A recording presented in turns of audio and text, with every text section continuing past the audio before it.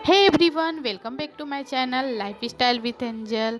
मैंने एक शादी में जाने के लिए ये लुक क्रिएट किया है, सिंपल और ट्रेडिशनल लुक। तो चलिए रेडी होते हैं। सर्दियों की मौसम शुरू हो गई है, जिससे हमारी त्वचा जो है ना वो बहुत सी रूखी और ड्राई हो जाती है। इसीलिए मैं ना एलोवेरा जेल या फिर मॉइस्चराइज़र क्रीम अप्लाई करती हूँ फाउंडेशन लगाने से पहले। मैं ज़्यादातर मॉइस्चराइज़र क्रीम या फिर एलोवेरा जेल आप यूज करके देखिए। बहुतों के पास नहीं होता, पर बहुत ज़्यादा महंगा नहीं होता। ये 40-45 रुपए में एलोवेरा जेल आ जाती है, जो कि आपको 2-3 महीना आराम से चल जाएगी। तो मैंने एलोवेरा जेल लगाकर अच्छे से फेस में मसाज कर लिया है। उसके बाद मैं अपना फाउंडेशन अप्लाई करूँगी। मैं फाउंडेशन भी कम लगा रही हूँ, क्योंकि सर्दियों के मौसम में ऐसे ही चेहरा ड्राई होता है। ज़्यादा फाउंडेशन लगा लेने से ना चेहरा देखने में एकदम वाइट सादा हो जाता है। इसलिए ना मैं ज़्यादा फाउंडेशन नहीं यूज कर रही हूँ, मैं कम ही फाउंडेशन यूज कर रही हूँ और ब्यूटी ब्लेंडर से अच्छे से ब्लेंड कर लूँगी। मैंने ब्रश से भी ब्लेंड करके देखा है, पर ब्रश से ब्लेंड करने से होता क्या है ना, फाउंडेशन रफ होने के कारण ना वो ब्लैक दिखने लगता है। कुछ टाइम के बाद ना फाउंडेशन किकी और ब्लैक दिखने लगता है। ब्रश से अच्छे से ब्लेंड होती नहीं है फाउंडेशन। इसलिए मैं या तो ब्यूटी ब्लेंडर से ब्लेंड करती हूँ या फिर अपने फिंगर के हेल्प से ही ब्लेंड कर लेती हूँ। और एक बात कि ब्यूटी ब्लेंडर से जब भी ब्लेंड करें तो याद रखें कि ब्यूटी ब्लेंडर को पहले पानी में सोक करके उसे अच्छे से निचोड़ें, उसके बाद ब्लेंड करें। फिर अच्छे से फाउंडेशन ब्लेंड हो जाने के बाद मैं यहाँ कॉम्पैक्ट लगा लूँगी। कॉम्पैक्ट भी आप ब्रश से लगा सकते हैं या फिर कोई भी कॉटन कपड़े से या कॉटन से भी लगा सकते हैं, अगर ब्रश अवेलेबल ना हो तो। जैसे कि हम कहीं जाते हैं ना, तो क्या होता है, हमारे ब्रश घर में भूल जाते हैं, तो फिर हम उस सिचुएशन में ना किसी कॉटन कपड़े से या फिर रुमाल से भी कॉम्पैक्ट लगा सकते हैं। और अगर आप कॉम्पैक्ट यूज नहीं कर रहे हैं तो कोई भी लूज पाउडर या बेबी पाउडर भी यूज करिए, वो भी सेम लुक ही देगा। हाँ, बस यही रहेगा कि कॉम्पैक्ट आपके चेहरे की शेड के अकॉर्डिंग रहती है, और लूज पाउडर या बेबी पाउडर होता क्या है ना कि वो थोड़ा सा वाइट लुक देता है। पर थोड़ा कम यूज करिए, कोई प्रॉब्लम नहीं है। मैं हमेशा यही बात कहती हूँ कि जब भी मेकअप करें तो ज़रूरी नहीं है कि हमारे पास सारे सामान अवेलेबल हो। आपने खुद मेरे वीडियोस में देखा होगा कि मैं प्राइमर यूज नहीं करती, मैं कंसीलर यूज नहीं करती। क्यों?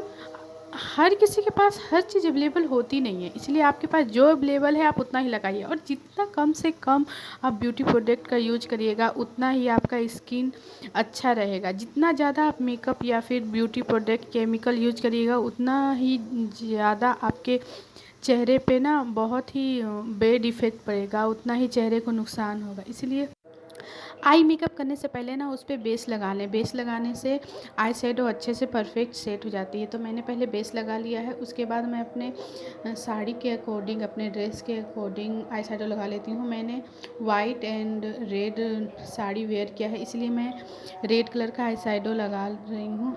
आई शेडो को ना थोड़ी कम मात्रा में लें और उसे अच्छे से ब्लेंड करें। जितना ज़्यादा हम अच्छे से ब्लेंड करेंगे, वो उतना ज़्यादा लॉन्ग लास्टिंग रहती है, हमारे आँखों पे फैलती नहीं है। इसलिए अच्छे से ब्लेंड करें। और मैं उसके बाद मैं क्या करूँगी ना, सेम कलर का रेड सिमरी कलर का आई शेडो उसके ऊपर थोड़े से लगा लूँगी। बहुत ही कम लगा रही हूँ मैं, बहुत ही कम यूज कर रही हूँ, क्योंकि मैं नॉर्मली बहुत कम ब्यूटी प्रोडक्ट यूज करती हूँ, ताकि जब मैं बाहर जाऊँ तो लोग देखें तो देख के ऐसा ना लगे कि बाप रे, इसने बहुत ज़्यादा मेकअप करा है। इसलिए मैं थोड़े कम मेकअप प्रोडक्ट यूज करती हूँ, ताकि फेस देखने में नॉर्मल और बहुत ही गॉर्जियस लुक होए, पर देख के लगे कि हाँ, इसने ज़्यादा मेकअप नहीं करा है। इसलिए मैं बहुत ही कम मेकअप का यूज करती हूँ। मैं सेम उसी तरह दूसरे आँखों पे भी आई शेडो अप्लाई कर लूँगी, और आई शेडो अप्लाई करने के बाद फिर से मैं सेम रेड कलर के सिमरी आई शेडो भी अप्लाई कर लूँगी।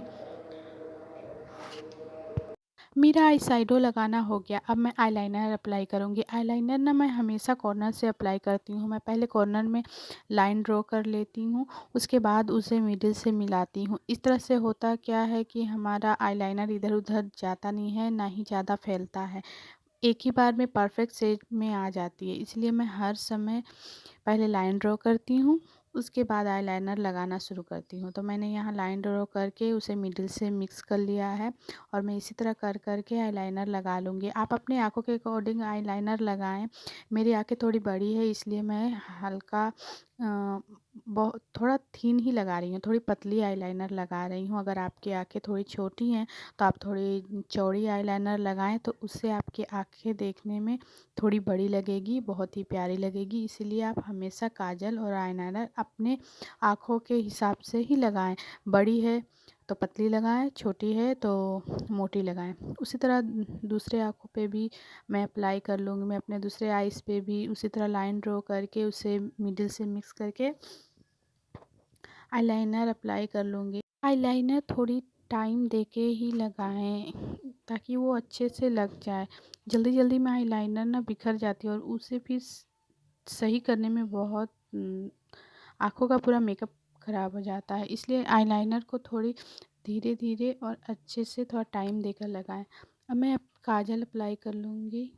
काजल भी अपने फेस के हिसाब से ही अप्लाई करनी चाहिए। मेरी आँखें थोड़ी बड़ी है तो मैं काजल ज़्यादा चौड़ी नहीं अप्लाई करती हूँ। आपकी आइज़ छोटी है तो आप चौड़ी काजल भी लगा सकते हैं, वो बहुत ही प्यारा लगता है। हमेशा काजल और आईलाइनर अपने आँखों के शेप के हिसाब से ही लगाएं। खैर, या फिर आपको जैसे पसंद है आप वैसे भी लगा सकती हैं, मोटी पतली जैसा भी पसंद है आप वैसा ही लगाइए।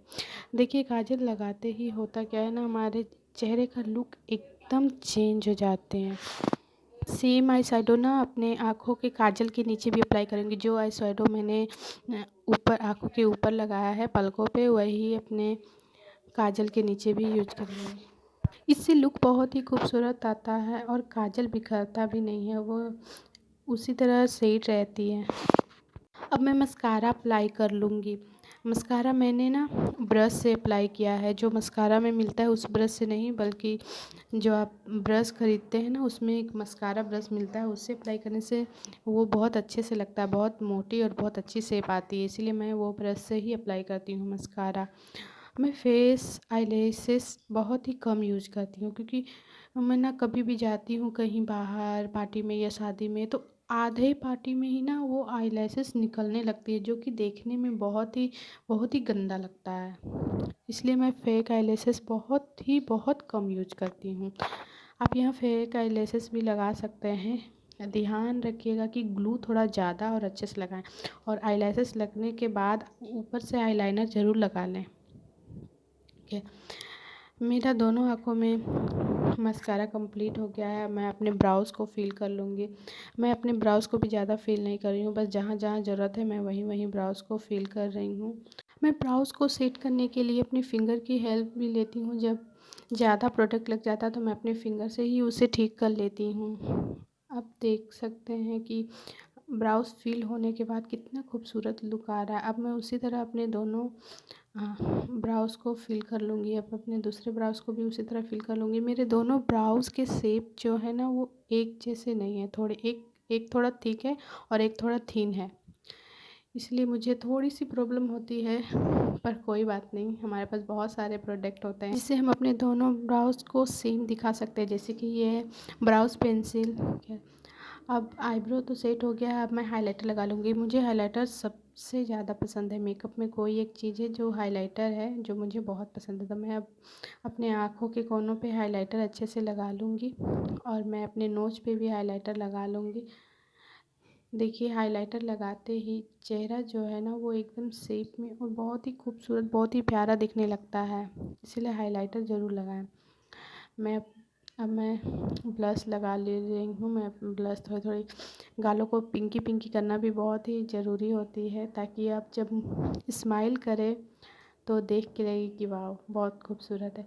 ब्लश भी बहुत ही कम यूज कर रही हूँ, क्योंकि मैंने रेड साड़ी वेयर की है ना, तो वो कपड़े का रिफ्लेक्शन आपके चेहरे पे दिखता है, और अगर लाइट पड़े, अगर आप नाइट में कहीं जाते हैं बाहर, तो उस लाइट से और ज़्यादा चेहरे पे उसका दिखता है। इसीलिए मैं रेड वेयर कर रही हूँ साड़ी, इसलिए मैंने ब्लश कम यूज किया है। और ब्लश लगा लेने के बाद मैं हाइलाइटर भी अपने चिक्स पे लगा लूँगी, और थोड़ा ज़्यादा ही लगा लूँगी, क्योंकि मुझे बहुत पसंद है हाइलाइटर।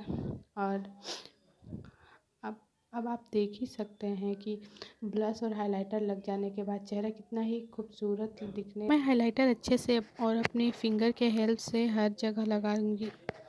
हर जगह नहीं, जहाँ जहाँ ज़रूरत है, जैसे कि अपने फोरहेड पे, लिप के नीचे, लिप के कॉर्नर में मैं हाइलाइटर लगा लूँगी। हाइलाइटर लग जाने के बाद मैं लिप कलर अप्लाई करूँगी। लिप कलर अप्लाई करने से पहले मैं ना लिप लाइनर से पहले लाइनर ड्रॉ कर लूँगी। मैं लिप कलर भी रेड कलर का अप्लाई कर रही हूँ अपने आउटफिट के हिसाब से। मेरे आउटफिट रेड और वाइट है, इसलिए मैं लिप कलर अप्लाई करने से पहले लिप लाइनर अच्छे से अप्लाई कर ले रही हूँ, वो भी रेड कलर का ही है। लिप लाइनर अप्लाई कर लेने के बाद लिप कलर अप्लाई करूँगी। मैं मेट लिप कलर अप्लाई कर रही हूँ, लिक्विड लिप कलर, वो भी रेड कलर का ही है। मैं लिक्विड लिप कलर इसलिए यूज करती हूँ क्योंकि ये ज़्यादा टाइम तक हमारे लिप के ऊपर टिका हुआ रहता है, इसलिए ये वाटरप्रूफ लिप कलर है। और अब लिप कलर लगा लेने के बाद लुक देख सकते हैं कि कैसा मेकअप लग रहा है। मैंने बहुत ही लाइट मेकअप किया है। अब मैं एक बिंदी लगा लूँगी और कुछ ज्वेलरी पहन लूँगी। मैंने गोल्डन झुमकी डाली है और एक पतला सा नेकलेस और कुछ बेंगल्स। ये शाखा है, शाखा पोला बंगाली ज़्यादातर पहनते हैं, बिहारी भी पहनते हैं।